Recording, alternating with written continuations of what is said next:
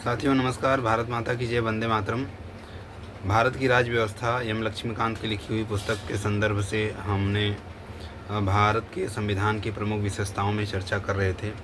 आज के अंक में भी उसी संबंध में यह चर्चा है कि मौलिक कर्तव्य के विषय में हम बात करेंगे। मूल संविधान में मौलिक कर्तव्यों का उल्लेख नहीं किया गया है। इन्हें स्वर्ण सिंह समिति की सिफारिश के आधार पर 1976 के 42वें संविधान संशोधन के माध्यम से आंतरिक आपातकाल जो 1975 से 1977 तक था उसी के दौरान शामिल किया गया। इसका मतलब यह है कि जो मौलिक कर्तव्य है वो भारतीय संविधान में पहले नहीं था, लेकिन जब इमरजेंसी लगाई गई देश में तो उसके बाद इसको भी संविधान संशोधन करके डाला गया। संविधान के 4A भाग में एक मौलिक कर्तव्य का जिक्र किया गया है जिसमें केवल एक अनुच्छेद 51 क है। इसके तहत प्रत्येक भारतीय का यह कर्तव्य होगा कि वह संविधान, राष्ट्रध्वज और राष्ट्रगान का आदर करे, राष्ट्र की संप्रभुता, एकता और अखंडता की रक्षा करे, हमारी मिश्रित संस्कृति की समृद्ध धरोहर का अनुरक्षण करे। माने आपको राष्ट्रगान का और राष्ट्रीय ध्वज का, देश की एकता का, संप्रभुता का, सुरक्षा का ध्यान सभी नागरिकों को रखना होगा। ये आपके मौलिक कर्तव्य हैं। सभी लोगों में आपसी भाईचारे की भावना का विकास करें। इसी प्रकार से अन्य मौलिक कर्तव्य नागरिकों को यह याद दिलाते हैं कि अपने अधिकारों का इस्तेमाल करते समय उन्हें यह याद रखना चाहिए कि उन्हें अपने समाज, देश और अन्य नागरिकों के प्रति कुछ जिम्मेदारियों का निर्वाह भी करना है। नीति निर्देशक तत्वों की तरह कर्तव्यों को भी कानून रूप में लागू नहीं किया जा सकता। अब अगली विशेषता थी कि हमारा संविधान एक धर्मनिरपेक्ष राज्य के तौर पे इसको स्थापित किया गया। भारत का संविधान धर्मनिरपेक्ष है, इसलिए यह किसी धर्म विशेष को भारत के धर्म के तौर पर मान्यता नहीं देता है।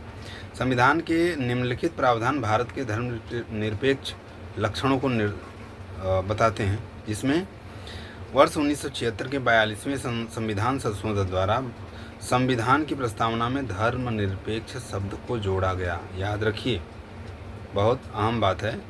यह शुरुआत में नहीं था, आरंभ में नहीं था। यह कब जोड़ा गया? 1976 के 42वें संविधान संशोधन द्वारा संविधान की प्रस्तावना में धर्मनिरपेक्ष शब्द जोड़ा गया। बहुत ध्यान रखने वाली बात है। प्रस्तावना हर भारतीय नागरिक की आस्था, पूजा, अर्चना व विश्वास की स्वतंत्रता की रक्षा करती है। किसी भी व्यक्ति को कानून के समक्ष समान समझा जाएगा और उसे कानून की समान सुरक्षा प्रदान की जाएगी। यह किसमें है? अनुच्छेद 14 में। धर्म के नाम पर किसी प्रकार का भेदभाव नहीं किया जाएगा। कहाँ? अनुच्छेद 15 में। सार्वजनिक सेवाओं में सभी नागरिकों को समान अवसर दिए जाएंगे। अनुच्छेद 16 में लिखा है। हर व्यक्ति को किसी भी धर्म को अपनाने व उसके अनुसार पूजा अर्चना करने का समान अधिकार है। यह कहाँ है? अनुच्छेद 25 में। हर धार्मिक समूह अथवा इसके किसी हिस्से को अपने धार्मिक मामलों के प्रबंधन का अधिकार है। अनुच्छेद 26 में। किसी भी व्यक्ति को किसी भी धर्म विशेष के प्रचार के लिए किसी प्रकार का कर देने के लिए बाध्य नहीं किया जाएगा। यह कहाँ है? अनुच्छेद 27। किसी भी सरकारी शैक्षिक संस्थान में किसी प्रकार के धार्मिक निर्देश नहीं दिए जाएंगे। 28 नंबर के आर्टिकल में। नागरिकों के किसी भी वर्ग को अपनी भाषा, लिपि अथवा संस्कृति को संरक्षित रखने का अधिकार है। अनुच्छेद 29 में ऐसा लिखा है। अल्पसंख्यकों को अपनी पसंद के शैक्षिक संस्थानों की स्थापना करने और उन्हें संचालित करने का अधिकार है। यह लिखा गया अनुच्छेद नंबर 30 में। राज्य सभी नागरिकों के लिए समान नागरिक संहिता बनाने के लिए प्रयास करेगा। यह कहाँ है? अनुच्छेद 41 में। धर्मनिरपेक्षता की पश्चिमी अवधारणा धर्म के आधार पर जैसे चर्च और राज्य राजनीति के बीच पूर्ण अलगाव रखती है। धर्मनिरपेक्षता की यह नकारात्मक अवधारणा भारतीय परिवेश में लागू नहीं हो सकती, क्योंकि यहाँ का समाज बहुधर्मवादी है। इसलिए भारतीय संविधान में सभी धर्मों को समान आदर अथवा सभी धर्मों की समान रूप से रक्षा करते हुए धर्मनिरपेक्षता के सकारात्मक पहलू को शामिल किया गया है। यह भारतीय संविधान की विशेषता है। इसके अलावा संविधान ने विधायिका में धर्म के आधार पर कुर्सी का आरक्षण देने वाले पुराने धर्म आधारित प्रतिनिधित्व को समाप्त कर दिया है। हालांकि संविधान अनुसूचित जाति और जनजाति को उचित प्रतिनिधित्व प्रदान करने के लिए अस्थायी आरक्षण प्रदान करता है। अस्थायी कहने का मतलब है कि जो आरक्षण की व्यवस्था है वो अस्थायी है। यह संविधान में ही लिखा गया है। अगला जो प्रमुख विशेषता है सार्वभौम वयस्क मताधिकार। सार्वभौम रूप से वयस्क जो होगा उसको मत का मतलब वोट देने का अधिकार होगा। भारतीय संविधान द्वारा राज्य विधानसभाओं और लोकसभा के चुनाव के आधार स्वरूप सार्वभौम वयस्क मताधिकार को अपनाया गया है। हर वह व्यक्ति जिसकी उम्र कम से कम 18 वर्ष है उसे धर्म, जाति, लिंग, साक्षरता अथवा संपदा इत्यादि के आधार पर कोई भेदभाव किए बिना मतदान करने का अधिकार है। यह भारतीय संविधान की विशेषता है।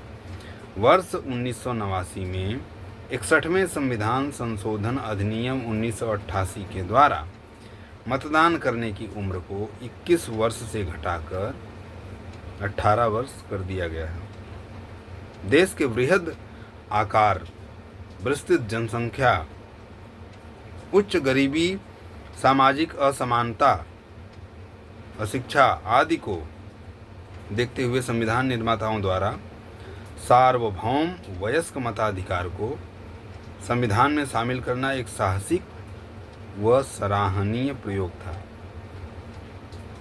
वयस्क मताधिकार लोकतंत्र को बड़ा आधार देने के साथ साथ आम जनता के स्वाभिमान में वृद्धि करता है, समानता के सिद्धांत को लागू करता है, अल्पसंख्यकों को अपने हितों की रक्षा करने का अवसर देता है तथा कमजोर वर्गों के लिए नई आशाएं और प्रत्याशा जगाता है।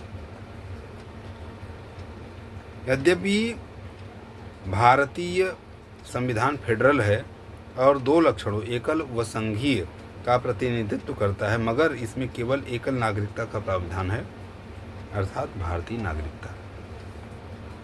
दूसरी ओर अमेरिका जैसे देशों में प्रत्येक व्यक्ति के पास न केवल देश की नागरिकता होती है बल्कि वह जिस राज्य में रहता है उसकी भी नागरिकता होती है। इसलिए वह अधिकारों के 2 समूहों का लाभ उठाता है। पहला राष्ट्रीय सरकार द्वारा प्रदत्त तथा दूसरा राज्य सरकार द्वारा प्रदत्त, माने कि दोनों तरफ से उसके फायदे हो जाते हैं। जो राष्ट्रीय अधिकार जो होता है उससे भी मिल जाता है और जो राज्य के फायदे होते हैं वो भी मिल जाता है। भारत में सभी नागरिकों को, चाहे वो किसी भी राज्य में पैदा हुए हों या रहते हों, संपूर्ण देश में नागरिकता के समान राजनीतिक और नागरिक अधिकार प्राप्त होते हैं और इनमें कोई भेदभाव नहीं किया जा सकता, सिवाय कुछ मामलों के, जैसे जनजाति क्षेत्र, जम्मू और कश्मीर इत्यादि। सभी नागरिकों के लिए एकल नागरिकता और समान अधिकारों के संवैधानिक प्रावधानों के बावजूद भारत में सांप्रदायिक दंगे, वर्ग संघर्ष, जातिगत युद्ध, भाषाई विवाद और नृजातीय विवाद होते रहे हैं। इसका अर्थ यह है कि संविधान के निर्माताओं ने एकीकृत और संगठित भारत राष्ट्र के निर्माण का जो सपना देखा था वह पूरी तरह अभी तक पूरा नहीं हो पाया है। इन विशेषताओं के बारे में जो हमने आज चर्चा की है वह अभी भी कुछ विशेषताएं इसकी हैं जो बाकी हैं, उसकी चर्चा अगले अंक में करेंगे। धन्यवाद। जय हिंद, जय भारत।